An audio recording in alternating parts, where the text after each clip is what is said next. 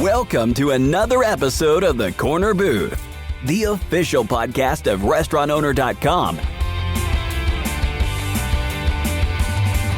Today, the restaurant industry is changing faster than ever.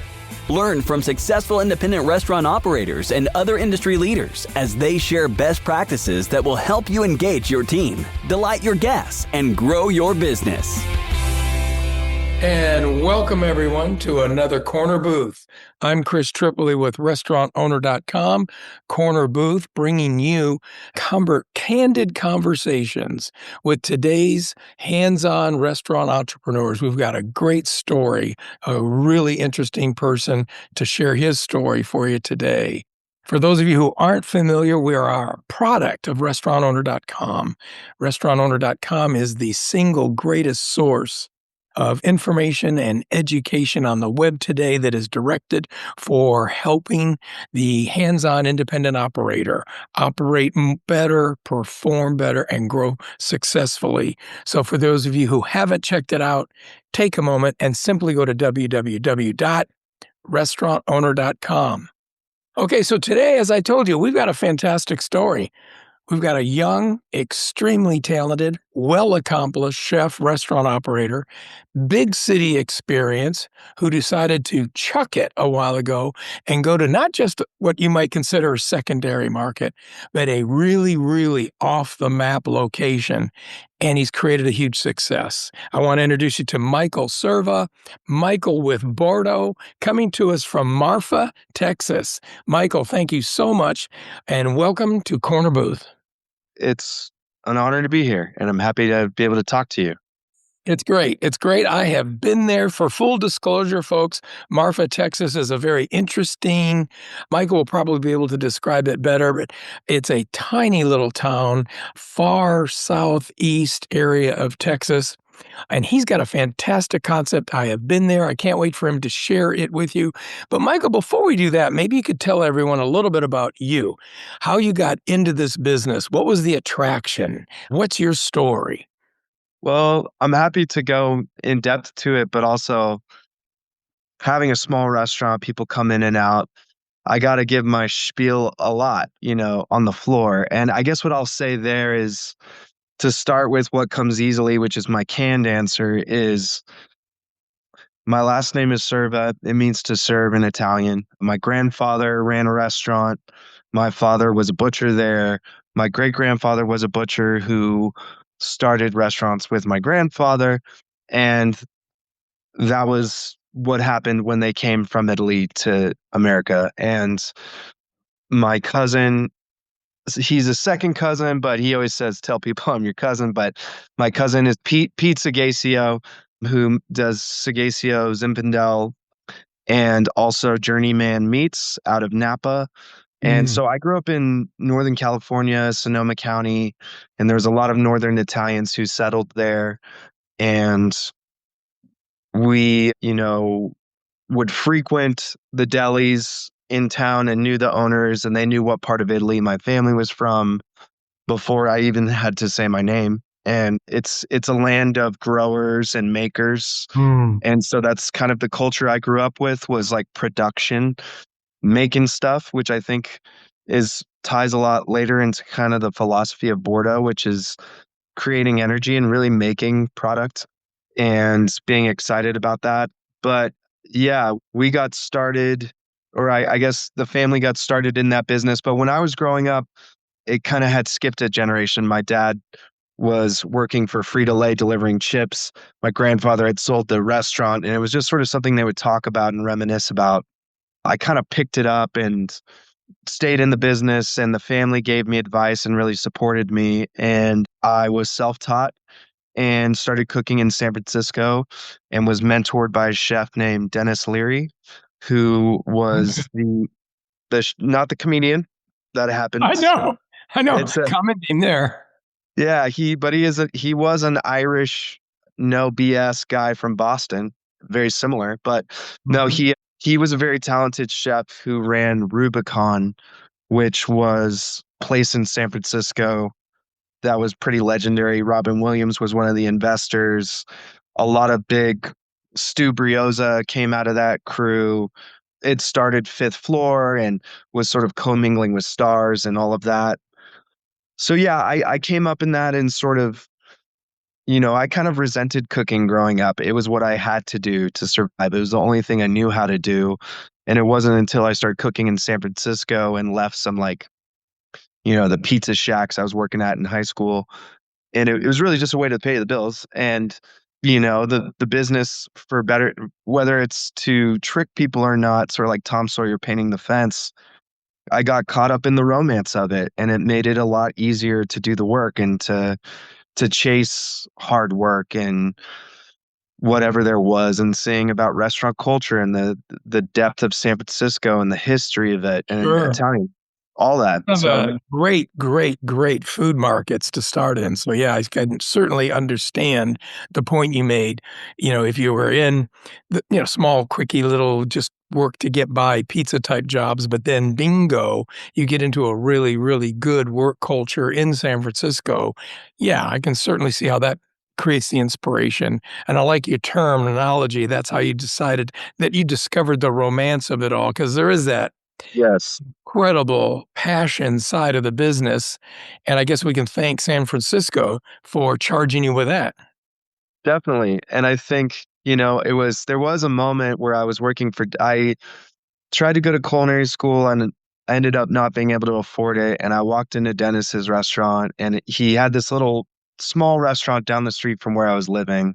And he cooked in this little boutique place. He left the big restaurant behind and was sort of at the forefront of the owner operator, not, he was coming from that time of restaurants where there was the restaurateur, whoever was the owner was really the name on the wall, and the chef was sort of in the back. Right, And we've right. seen that change so much. Now, of course, he was, had these little spots where he was cooking in an opinionated way, which we now just kind of know as that's kind of the culture now, is the chef decides what's cool, and it's all kind of flipped. But I wanted to work for him, and he was old school enough to know what it meant to be a mentor, and I don't think I really did know what I was signing up for. Mhm.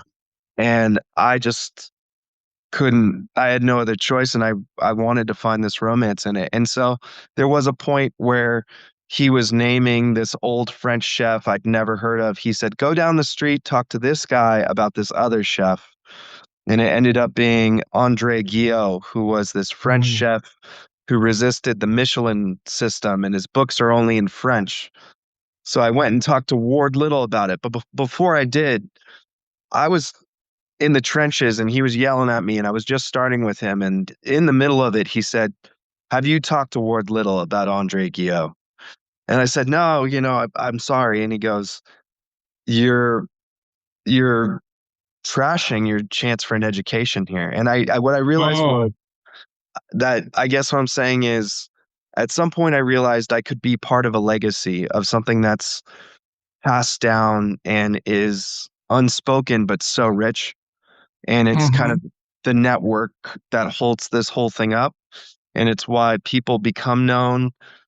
And I've always, that's kind of anyways, I would say I got very lucky because he was a very old school guy and very historically minded, and would always be very careful as soon as I knew a little bit, to let me know that this was a long path to Sure. becoming the real deal, and that it was almost like the speed of light. You can never And really when reach it. was this now? I mean, are we talking like, uh 2009.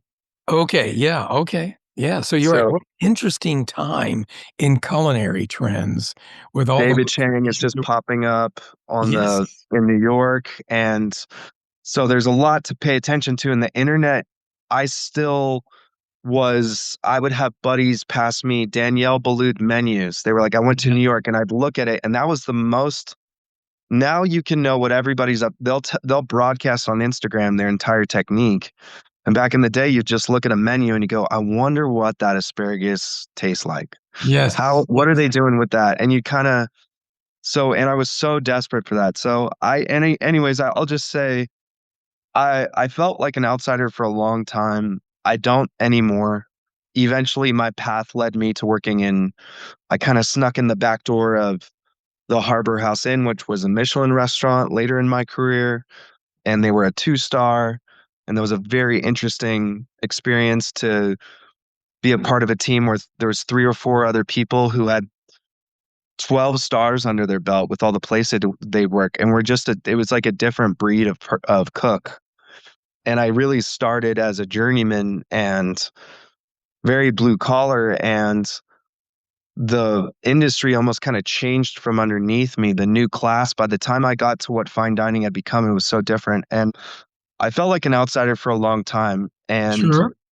I'll say now I don't, but I feel like there was a terrific benefit in really wanting to be the real deal and paying attention to whoever it is I look up to, if it's Dennis or Chris Bianco or certain people. I think it's good to get a lot of experience, and I think maybe there's some things that have changed that are better. I think now people are more specialized, where when I was coming up, you really had to master everything, pastry and, looking to the Roux brothers and all that. But yeah, so that was my experience, was coming up in San Francisco. After being mentored, I kind of bounced around. I met my wife in Marfa, Texas, was running Cochineal for a few years, had about 8 to 10 years of being a chef de cuisine for other restaurants, which is Sure. sort of doing everything, but not getting any of the credit. And that's a good thing, I think, that I think being in a rush to have to take responsibility for the entirety of, so anyways, I think being a chef de cuisine, there's a dignity to it that maybe I didn't see when I was doing it. And I was Mhm. feeling impatient, but for whatever reason, it took a long time. And Well, let's eventually, talk about that just for a yeah, second, if you don't sure. mind. I wanna just get the input because I think some listeners are in situations that are similar. Some Right, maybe have interest, but they're in a position where they're learning. So they're right, either under the general manager, which means they're not making the specific decisions. Their name isn't, on the front window. If they're culinary driven, they're in the kitchen, they're learning things. They're not the executive chef. Their name isn't on the menu. But right, you said just very quickly how there's a certain dignity in cooking for the learning and right. not Yes, getting to the point where you are, you know, in charge or name in lights or responsible too soon. So I just wanted to right. underline that fact because there are probably people out there that really identify with that step that you were in. I also Mm, think there's a lot of people that identify with the step that you mentioned earlier. You did a lot of learning by doing. Culinary school, and there's a tremendous amount of them now. They're wonderful. they're great. They're the 2-year programs, the 4-year programs. Not everyone doesn't have to go, to CIA in New York anymore, but there Right, was a time where culinary school wasn't that obtainable, and it also right, wasn't near as reasonably priced. You got caught in that. So you were right. successful by learning by doing. It's a great point.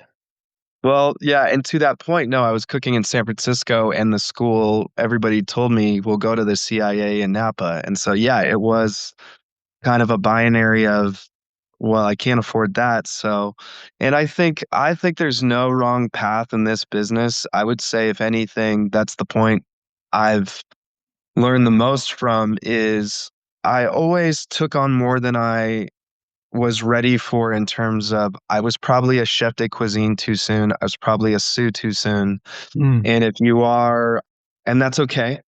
And I also will say I was never really the most talented, the naturally gifted. And what I found was those types of folks usually got too comfortable see. because with their confidence. And so I always felt like I had something to prove, and I thought that was a good thing. But I say all that to say that being a journeyman or working for other people, I do see a lot. Sometimes I have people who come to me and they own a business and they don't have a lot of experience in, I was able to make the same mistake 10 times for somebody else, and I might Right. have even made it one more time for myself. But then I go, "Oh, that's right. I've been here." And so sometimes people will come to me and they don't have a ton of they haven't really been trusted with somebody else, and it's kinda like when you get to see the motions about how a truly healthy restaurant works, and you pay Mhm. attention to those things. Another thing Dennis taught me was I was working somewhere else while I was with him, and I was like, I don't know, it's okay. He goes, well, you can always learn something from a bad restaurant too. Yes, you can. A Yeah, yet lot. again, you made a very good point about how we do make mistakes in the industry, but if we look at them as opportunities to learn and to get better from, then obviously we can turn into having the success that you're now, enjoying. Yeah, we don't wanna be afraid of the stumbles. You wanna learn from No, them. no, and I think so much of I don't have all the answers for what you do if you go to open a restaurant and you don't know enough. And if I did, I would say the number one thing I've learned that can be universal and you can learn right now is all that basic stuff of you really are in the people business and to do this for the right reasons. And that's like the boilerplate. And then I will say, if you do have the opportunity, learn and fail as much as you can, because there were so many times, and I guess do so with grace as well. I think I resisted. I made a lot of mistakes and maybe my ego got in the way sometimes. And I'll say overall, what has helped me the most now is I think a lot of people look at Bordo's success and they really see like it kind of happened out of nowhere. And I do feel like I'm sitting on this iceberg of experience, but also plenty of mistakes or moments where I was like, wow, I really, I guess what I'll say is if you have the right intention, sometimes you just need to be patient and the results may not be great right now. But you gotta if you keep pushing, you'll see that whatever it is, you there's always something to learn. And I think the other thing Dennis taught me was in the land of the blind, the one-eyed man is king. We've heard that. Yes, yes, yes.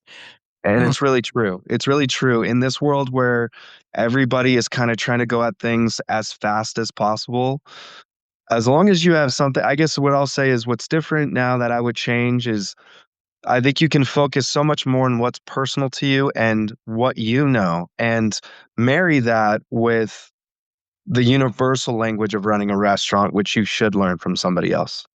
Well, you've made some great points about the journey, the working through, the the staying committed, the being mentored by others. Let's jump into now the payoff. Let's talk about Right. Bordo. How did it come about? What is it, and how well is it working? I think everyone would like to hear a little bit about Bordo. This is not an easy restaurant to get to. Marfa is a No. city that you've really gotta know how to get there. But take it away. Tell me how you decided that that was the right place and that Bordo was the right concept. Yeah, well, when I was working for Dennis, the first spot I was working was his sandwich shop in downtown San Francisco.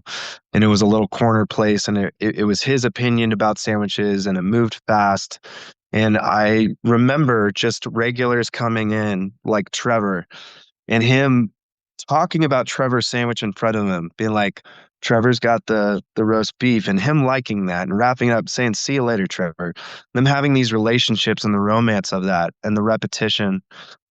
And so, yeah, it kind of came full circle. But for me, I got a wood fire oven. I was heading out to Marfa. At some point, I'd been the chef de cuisine of Tiny Champions in Houston, which is a very successful Italian concept in Houston, and put a lot of my mark on there. I thought, at least in some ways, they're very talented and they had a lot already, but I put some of myself in there and I felt like, you know what, I was ready, and it I don't know how to say it other than next thing I knew, we had broken our lease at her house and we knew it was Marfa and it was time and we had to do it. And Okay. I'd probably spent 8 years looking at spaces, getting really close, having investor meetings. I got mentored by somebody at the SBA to know how to do my pro forma myself, and, spent a lot of time. I basically treated restaurateuring as an education, just like I would learning fish station or bread. And so I took it on, and really became serious and made it a focus. And for so long, it just felt like it was never going to happen. And it was several tastings with people who said they would say yes, and then they didn't have the money, and I just kept going. But finally, Marfa was great because it's a different environment now. But we were able to take an old Airbnb that was on the market and happened to have an industrial grade, and there was really nothing else available. Properties were getting bought up because of the pandemic. And so we came in. Basically, it was just time. My wife was designing restaurants for somebody. I'd been doing some consulting, and we just felt like we knew everything we needed to. And this town of Marfa where we met, Texas is magical. And everywhere, Houston, San Antonio, they all have this richness to them like any good place does. And Marfa really has it in spades. It's a town of artists and cowboys, and it's I'm from California. I'm a normal Californian, but I'm a weird Texan.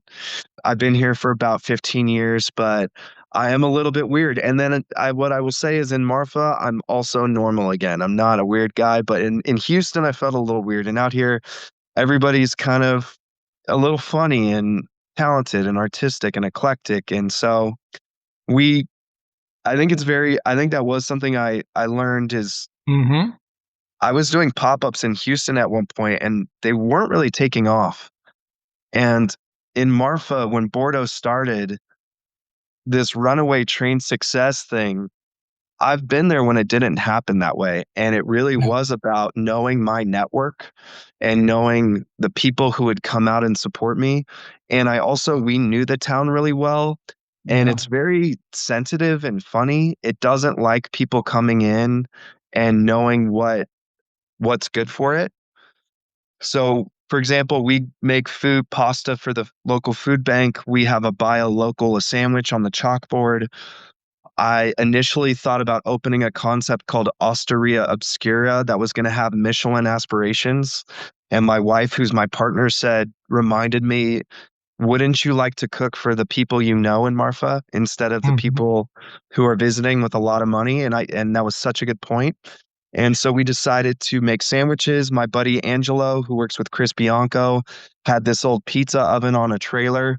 And when I was heading out, he said, I'm going to give you a good deal on that. And I wish it was different or more complicated, but really there was a lot of pizza in town when I moved to town. I also didn't want to compete with anybody. I Sure. wanted everybody's goodwill. I didn't want to just smile and exchange pleasantries. You always find out what people really think of you in Marfa after a while. So I wanted to be the real deal of stepping foot conscientiously in here. So we decided to pivot with the wood fire oven and make bread. And we made this unique bread that you don't see much places. I've had people become very interested in it, which is Wonderful. exciting. Yeah. And I've baked my whole life, and there's a lot of what we're doing with our bread that's informed by like a million other things I did that were different. But my cousin was making salami, and he said, whatever you get going, Mikey, I'll give you a deal. I'll give you Okay. 50. Yeah. So I had salami at bulk, and I had bread. And so it was sandwiches. And the next thing I knew was that Marfa is in the busy season. It's like the weather out here. The rain falls, it's got nowhere to go, and then there's nothing. So when it's busy, it's very busy. When it's slow, it's very slow. But I decided from an early state that when it is busy, we have a line out the door. And I didn't want us to be at a half-hour wait and running out of food and sort of the people coming in experiencing what happens in a small town when it's Sure. burdened. So I decided to grow organically. So the more busy we got, the more people I brought on. And Right. I've made it a point to only hire people, for the most part, who are born and raised here. When Most did of you them, open? Yeah. we opened in 3 years ago. Okay. So you opened 3 years ago. You converted a small Airbnb It and used to you be an took, old gas station. Yeah, yeah, and it was so back in it's the got day. a little bit of inside standing area where you order. There's a little bit of outside seating. Yeah. I can picture that big, beautiful wood burning oven, and you pivot to make great quality. I've eaten it, crusty, delicious bread and unique sandwiches. Okay, so take it from there now, because you mentioned that there's 2 seasons, but all I know is whether it's busy or whether it's slow, people get there when it opens, and the moment that door opens, there's a line ordering sandwiches. Yeah, I'm probably well, I'm the only one around, for obvious reasons, but there are certain times of the year where it's like 20 people, 5 people, 10 people, and you know what that's like if you've geared your place to be able to serve 300 people a day and you're not looking to cut that team. You've brought these people on and they're a part of it. So we're learning how to grow for the seasonality more. But that being said, yes, it can be very slow, but I guess what I would say is I also made it a mission whenever it's slow, we start doing R&D or start expanding or doing more. So we started, extruding our dried pastas and seeing if we can send that out to, we got our first few wholesale accounts in the area, and it's Oh, like I'm doing one hotel in Midland, but I'm keeping that account and I'm gonna okay. grow. And so basically, I think that's another thing is I've worked places where when it's slow, they make you feel disposable. And I don't think there's anything wrong with that. I've worked for people where they said, "Hey, this is a business and I got to do what I got to do." And I knew the score, but it also meant, well, it's going to be hard for me to survive a couple years here while you figure it out. And I would say that I've really made it a point to I say hello and goodbye to every guest. Mhm. Every guest halfway through their meal, I ask them how it is and I say the same thing. The only thing worse than bad is just okay. And I do the same with my staff and the people who come here. And I guess what I mean to say is I've worked places where the expectation was smile and nod even though it's not great. But with my staff, I really go, "No, really, are you really happy or what can I fix?" And sometimes they want something ridiculous and I go, "You gotta use the can opener you got. I Well, don't know what to yeah, tell you." if you can, you do it. You do it, I see. If you can't, Yeah, can't. Well, describe the concept a little bit more. I think people can sure. visualize that you're doing great high Sandwiches. quality bread. What are the Yeah. popular sandwiches? And you mentioned pastas too. Do people, are you open at night? And at night, is it more dinner pasta? And is it sandwich during the day? Or how do you operate? So we're just lunch. We're 4 days a week. We do sandwiches, pasta, and gelato. I might have a little bit of a special, something that allows me to feel creative, but actually and then one of the pastas will change with the season and the salad might, but we've had like a chopped salad for 6 months. Like in Yeah. terms of seasonality, knowing my market, I made sure that the only real produce I need bulk of is because I have no access to farmers markets or anything. I have one distributor I can use, and I'm trying to compete with people who can get stuff flown in, seafood, all this stuff, and I want to compete with them, but I frankly cannot get an organic parsnip to save my life. And Oh, it's just so I use arugula and iceberg lettuce because they're okay. perennial. So, that's kind of my main produce. And then really what I'll get for seasonal stuff is whatever people will give me. They grew some mulberries, which feels very Italian. I like that. But anyways, pasta, gelato, and sandwiches. And Excellent. we're 4 hours and the menus actually stays pretty static. All the sandwiches I haven't really changed. I've just been slowly trying to improve them. And the foundation of the menu was based around I knew I was gonna have to compromise in some ways, but really quality. So we use stone milled semolina for our pasta extruder, which the guy I got the Mhm. pasta machine from was yelling at me to not do that. Oh, boy. He said I was crazy. Don't Why are you trying to reinvent the bicycle? All this stuff. But I knew it was possible. And we dry it slowly in the desert air, and that's kind of our signature for our flour, for our bread. We mill it in house. We mix it by hand.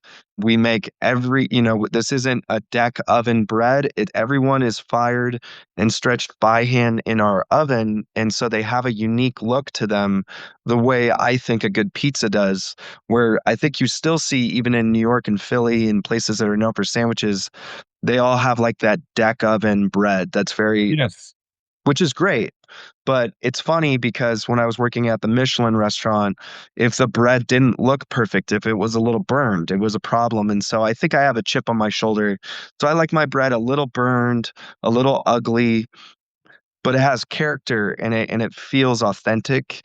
And I think that it's funny because now I've got people sometimes who I've got some admirers who I could say sometimes maybe cross the line with really wanting to repeat exactly what I'm doing. Oh And boy. which is fine, but I'll just say I've learned to accept it as flattery, although I always just want people to, the thing I always say is I'll teach you how to make sourdough, how to make really great bread, but what it looks like and how it feels, that should be really about you. And that's what I love about great pizza. So I would say mostly what we do is very unique, and it's not always pretty. It's very rustic. It looks like honest cuisine, and I think that's, in this day and age, refreshing, because sometimes you'll see food that's very engineered for the camera and ends up not having that soul to it. And with whatever it is we're doing right, I'm lucky that you can start to see with this ugly burned sandwich, they look beautiful now because you can see the soul in it. But on paper, it's not. If you put AI into a sandwich, it's gonna look a lot different than what I'm doing. Well, again, being that I have seen the sandwiches and tasted the bread, I'd take a little edge off of that word ugly. You have Yeah. a unique shape, quality, size, and taste product. That's a point of difference is the bread, and it seems to be working. So for a restaurant, small, Yeah. unbelievably complicated because you just mentioned in passing that you had to convert something that was never a restaurant before. It was an Airbnb. Right. So people are probably picturing what I saw, which is, again, $10 worth of groceries trying to come out of a $5 bag. The kitchen is extremely tiny. The Yes. space for work and service is tiny. The seating is tiny. And when did you start exploding? How did bigger cities, food press discover you? Because that name now is very popular. And when did that start happening to you? Well, I mean, that's really great to hear, and I know I'm starting to know more that we are successful, but it's taken me a while to accept that we are in the middle of nowhere, and most of the time my clientele, they're still coming out by accident. They're coming out for the busy season. They don't know why they're there. They don't know what sopressata or finocchione is, and they're taking my word for it. But more and more, of course, now I am, which is helping with the slower seasons, but I'm getting, which is what I've always wanted, people from Midland and El Paso. I go, where are you coming from? They say El Paso. And I go, well, I'm sure you didn't come out just for us, but I hope this at least was worth it. And they go, no, I did come out just for this. And I go, wow, it's amazing. And I don't know. I'll just say, I think definitely something I told Hannah when we started, having seen how the game is played a lot, you can really get a long way. And I had told Hannah this. I said, I have a Carpigiani $10,000 gelato machine, and I'm using raw or the best milk I can and making everything here. Every inch of this is special. And I'm too busy to bust out my phone and document it on our Instagram. So I don't know how to communicate the complexity of what we're doing. And the public is not going to be able to feel it all. And so I'm just letting you know we could really spend I don't know what it is, 5,000 something on PR, and just have somebody whose job it is to communicate what it is we're doing. And she said, "No, I don't want to do that. I want to earn it the hard way." And what I'll say is, it's something that I catch myself feeling is when I started with Dennis, the one thing he never did was take a picture of his food. He cooked a meal and he hoped that the person who had it came back and maybe liked it enough that they tell somebody else. And I think now in this day of Instagram and everything that there is, and these very efficient ways to communicate what it is you're doing, Right. um, it does, I'll say, don't assume that the old vessels of the old arteries of this industry have atrophied to the point of non-use. And then if anything, I would say they're stronger than ever. Mhm. And people are more, everybody likes to think that they have it figured out. If you got a gratuity on the ticket, they're gonna go, yeah, tipping's out of control. Or, the cost of goods are too high. Everybody thinks they know how they're sort of getting something pulled over them. And if you are doing something that's really honest and giving more than they thought, and even literally checking on them and genuinely caring how they're doing, and maybe they like the bread, take a loaf home, Mhm. whatever it is, just over delivering a little bit. I know that that's what's paid off for us. I can't point out to anything other than now I'm sitting in my office here and I'm surrounded, not a lot, but I've got poems and paintings that people have painted of me at the restaurant when I wasn't looking, I guess, or they get tattoos of the logo. And it's a very personal restaurant. And when somebody does come to me and say, I want to make your bread because I think that that's how you're making money, and what I always wanna say to them is, "Okay, but take this. Really care more than you really think you should, and Okay. don't let the light turn off when you clip that sign. It's not close." I've had customers come in, we were sold out that day, and we're the hottest game in town. I probably, theoretically, I probably have every right to be like, yeah, you missed your shot. See you next time. Well, this couple were on the edge of town. They walked here. I saw them coming and I just thought, shoot. So I put them in my car and I drove them back to town. I told them where else they could go. I made sure I knew their name and they were going to come in tomorrow and I was going to say hi. And I had somebody else that person I told you who I said, well, I hope you didn't come out just for us. They said, I did. The other thing I said was, I hope you feel seen here and taken care of because you're coming from so far away. If anything, if we ever start slipping, let me know. And they said, no, actually, the last time I was here, you were doing a New Year's menu and you had fresh pasta and I couldn't make it. And you saved some for me the next day to have at lunch. And I'd forgotten that. And These are I, such great, great stories, Michael, really. I mean, it's funny because, I'm hearing them, but what I'm also hearing mostly from people in our industry is the adjustment to convenience, the adjustment to delivery, the adjustment yeah, that we're making with technology. Now, and I'm not downplaying that at all. There are tremendous advantages in running our restaurants smarter.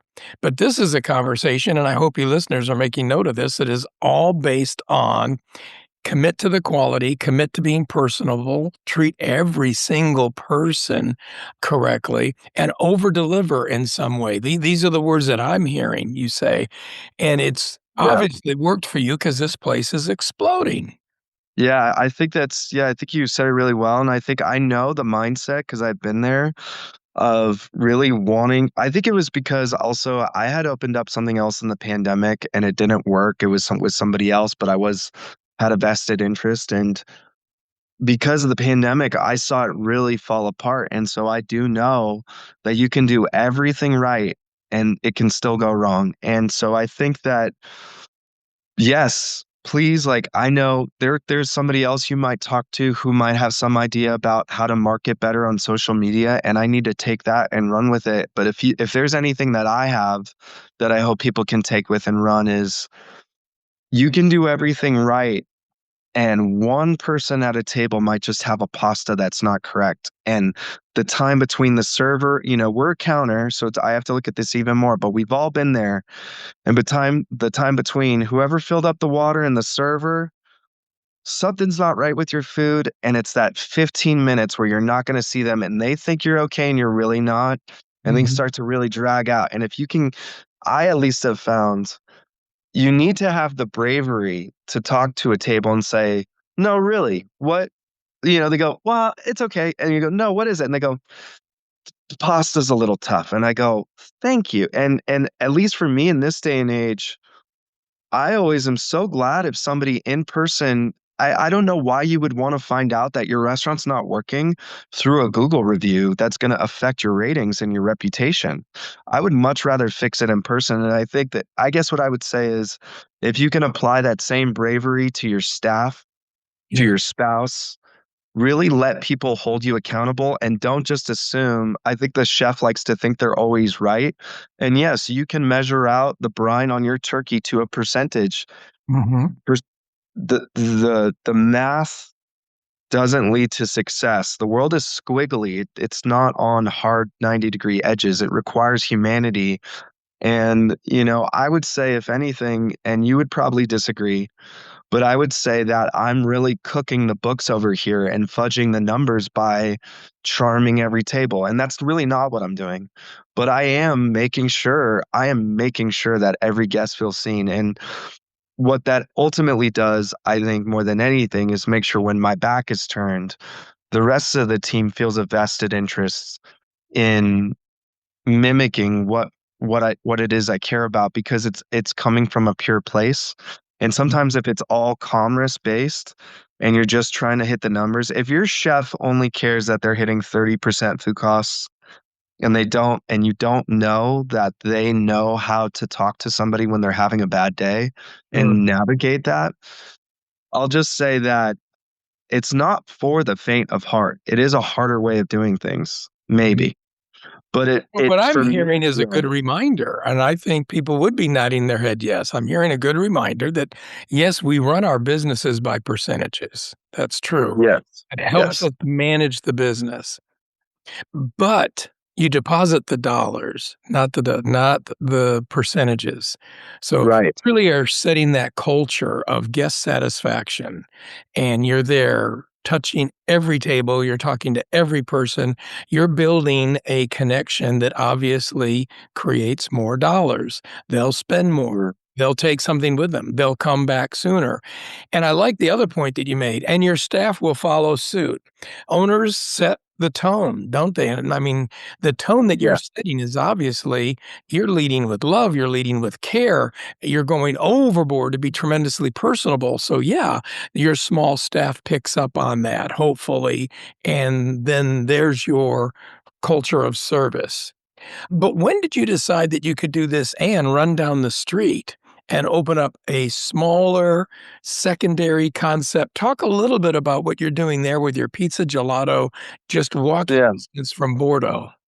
Yeah. So we've got this basically, it was definitely inspired by sort of a place I'd go into the North End in Boston.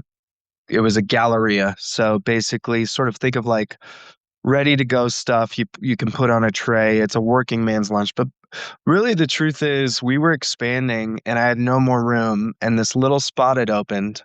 My landlord approached me with it, and the space is too small to really be anything, but it had a space on the back where I needed more room for iceberg lettuce. And that was really it. I can't The get lettuce deliveries. storage is what drove the expansion. Now that's a new one. Yeah, so I can't get deliveries on Saturday or Sunday. So I had to get all my produce in on Friday and we were getting busy and I was putting it in coolers on ice and I just didn't have space. So unless I put a walk-in on the back of this building, which would have been a significant investment, I thought, well, basically, yeah, it's a walk-in cooler with a front on it, and that really is what it is. But we put a storage container on the back, and I have my lettuce, and I'm happy. But basically, on the front, we had this little. It's a beautiful exposed adobe room, and it's just 10 paces from us. And so we thought about, what could it be, and we what it is it's called dopo and it means after, and you can go for an espresso and sort of linger. Everybody's coming from out of town. Nobody should be really in a rush to do anything. There's no internet service. There's nowhere to go. So you can go over there. You can play a little bit of bocce. You can have an espresso, a gelato. And then we have our pasta for sale. and we're making fresh pasta. So you get to watch the guy behind the counter. It's a cafe with a guy making fresh pasta behind you. And you can take that home, but we're also making that fresh pasta for next door. So Okay. it's all kind of reciprocal. It all feeds each other. It's all one big, it's really more of the same restaurant than it is its own separate concept. But we also have really amazing pastry. But then at the end of the day, you know, I don't, I try not to talk about how I'm Italian too much, but I still do it too much. But I will say I'm an Italian American from the West Coast. I'm not the most Italian of all people, but in Texas, I do miss my culture and my people. And having an espresso after a meal is not something that everybody knows sort of the nuances of why that's so nice. And Well, it's a standing counter. And I guess what I'll say is I really try to encourage places where people linger and they okay. stick around a little bit longer. And so none of what we're doing really makes sense for that space in terms of I don't know yet what is going to be what makes that right now it's breaking even and it's supporting our other restaurant and that's all it needs to do. And it's Mm-hmm. gonna cross over. I have an idea to do like pasta case, like a pasta omakase at night there. And we're gonna slowly build it and expand and we'll kind of see. And I'm there aren't a lot of people in Marfa with two businesses.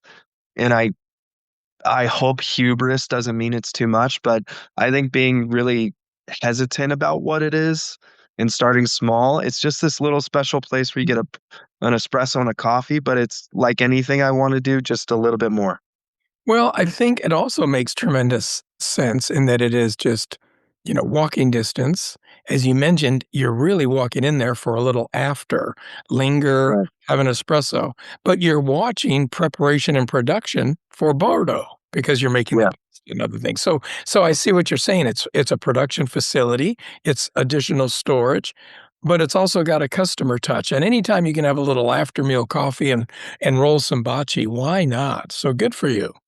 And also, yeah, and then we have slices of pizza that we bake in bulk, like a sheet pizza we can reheat quickly. And Mhm. another thing that I hope it is sometimes the locals sort of resent that they can't get to Bordeaux because of how many people are in line. And so they can kind of hopefully sneak over there. And it's kind of like we don't even have a Google listing. And Mm. I mean, I'm not, this wasn't intentional, Okay. but, but every hour I go out onto the patio and I say, listen, I've got pastry, gelato, espresso next door. We don't have a Google listing. My wife's behind the counter. Please go check it out so I don't get in trouble. And usually people applaud, which is funny. Like Because no one wants to get who wants you to get in trouble with your wife? well, yeah. That is not And something that is even up for discussion. right. But I'm just being honest, I'm letting you in on, I'm that not everything's going great perfectly. I'm trying my best here. I don't have a Google.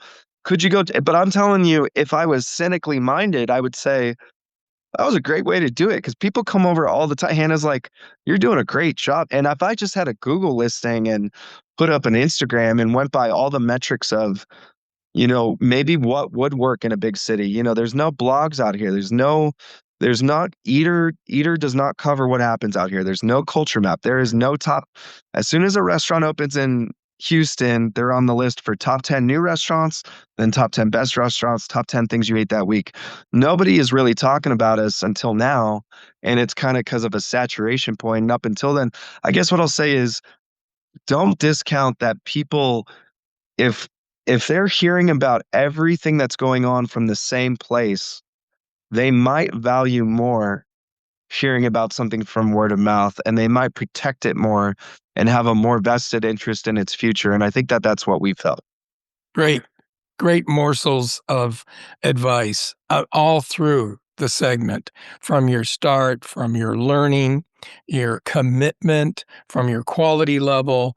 to the very, very last bit, which is very, very true.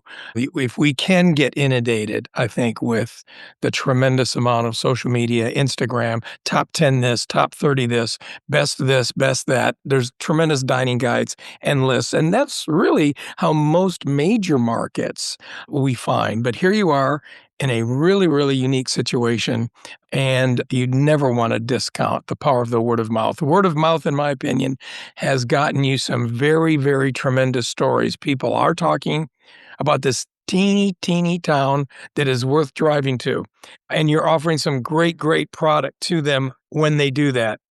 We're going to have to wind up now, everybody. You've been listening to Michael Serva. I like the fact Serva means serve. You've picked the right business. You're doing really, really well. We wish you the best of luck.